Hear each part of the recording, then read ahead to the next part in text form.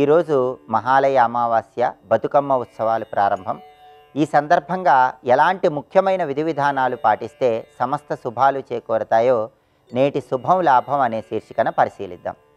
ప్రధానంగా ఈరోజు మహాలయ అమావాస్య సందర్భంగా తరతరాలు మంచి పురోభివృద్ధిని సాధించాలంటే, వంశాభివృద్ధి జరగాలంటే ఇంటి యజమాని కూష్మాండ దానం ఇవ్వాలి, గుమ్మడికాయ దానం ఇవ్వాలి.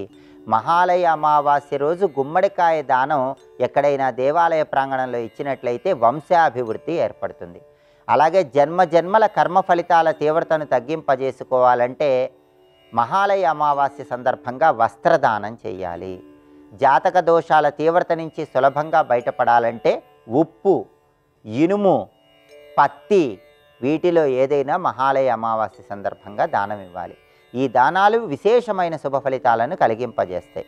అలాగే మహాలయ అమావాస్య సందర్భంగా ఈరోజు గతించిన పితృదేవతలకు తర్పణం విడిచిపెడితే సంవత్సరం మొత్తం పితృదేవతలకు తర్పణం ఇచ్చిన విశేషమైన ఫలితం కలుగుతుంది. కాబట్టి ఇంటి యజమాని గతించిన పితృదేవతల పేర్లు స్మరించుకుంటూ దక్షిణ దిక్కు వైపు తిరిగి నువ్వులు, గంధము నీళ్లలో కలిపి ఆ నీళ్లతో తర్పణం ఇవ్వాలి.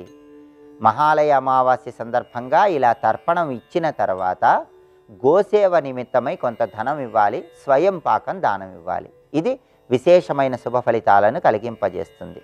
అలాగే ఈరోజు మహాలయ అమావాస్య సందర్భంగా ఎక్కడైనా దేవాలయ ప్రాంగణంలో అన్నదానం చేసినా కూడా విశేషమైన శుభ ఫలితాలను సిద్ధింపజేసుకోవచ్చు.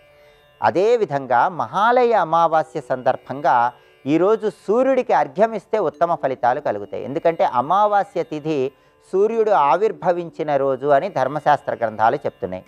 అమావాస్యలలోనే అత్యంత శక్తివంతమైన అమావాస్య మహాలయ అమావాస్య, పితృ అమావాస్య.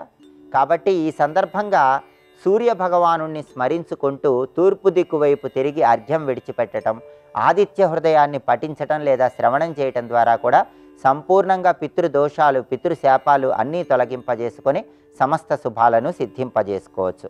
అలాగే మహాలయ అమావాస్య సందర్భంగా నవగ్రహ ఆలయ దర్శనం విశేషమైన శుభ ఫలితాలను కలిగింపజేస్తుంది.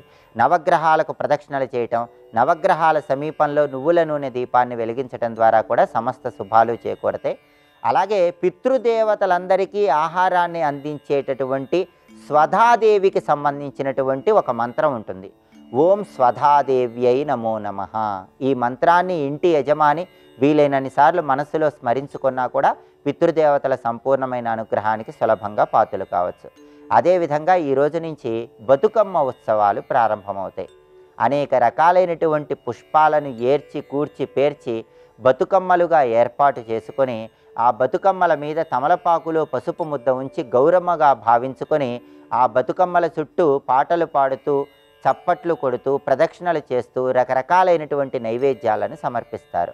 బతుకమ్మ ఉత్సవాలు ప్రారంభం సందర్భంగా నైవేద్యాలు సమర్పించడం ద్వారా గౌరీదేవి అనుగ్రహానికి పాత్రులై సమస్త శుభాలను సిద్ధింపజేసుకోవచ్చు. మహాలయ అమావాస్య, బతుకమ్మ ఉత్సవాల ప్రారంభం సందర్భంగా ఈ విధి విధానాలు పాటించండి, సమస్త శుభాలను అందిపుచ్చుకోండి.